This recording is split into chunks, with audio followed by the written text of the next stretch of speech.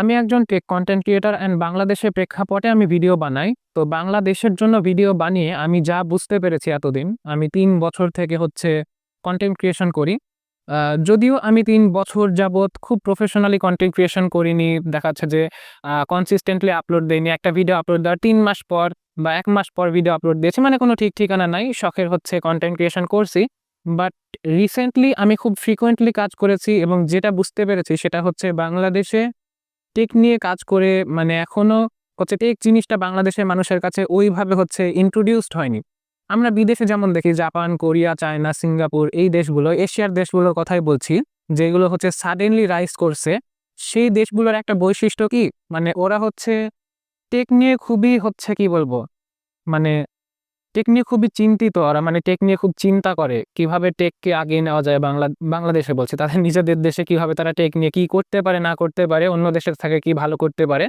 এইটা নিয়ে তারা হচ্ছে খুবই ব্যস্ত থাকে সবসময়। আর বাংলাদেশে টেক জিনিসটা ওইভাবেও পরিচিত না বা চলে না বা মানুষ দেখতেও চায় না আসলে টেকের জিনিসপত্র খুব বোরিং লাগে তাদের কাছে। বাংলাদেশের মানুষ কি দেখতে পছন্দ করে? বাংলাদেশের মানুষ মেইনলি হচ্ছে ট্রেন্ডগুলো আসে, ট্রেন্ডগুলো ফলো করতে পছন্দ করে। তারপরে হচ্ছে বিভিন্ন রোস্টিং ভিডিও বা ভ্লগিং এই টাইপের জিনিসগুলো বাংলাদেশে চলে বেশি। যে জিনিসটা আমি বুঝতে পেরেছি আরকি। আমার হচ্ছে পার্সোনাল হচ্ছে একটা অপিনিয়ন।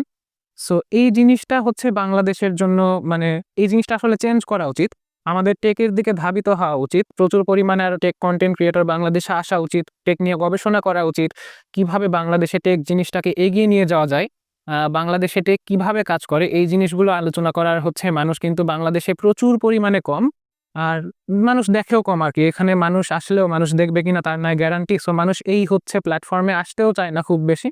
মানে আমার জন্যে খুব খাটনি হয়ে যায় আসলে। আমি এই যে এত কষ্ট করে যে ভিডিওগুলা বানাই, ভিউ দেখাচ্ছে খুবই কম আসে। আসে ভিউ, আসে না তা না, কিন্তু ভিউ আসে। খুবই কম আসে, খুবই কম মানুষ দেখে। অন্যদিকে আমি আরেকটা চ্যানেল হচ্ছে রান দেই। ওইখানে জাস্ট আমি এডিট করে ভিডিওগুলা ছাড়ি শর্ট হিসেবে।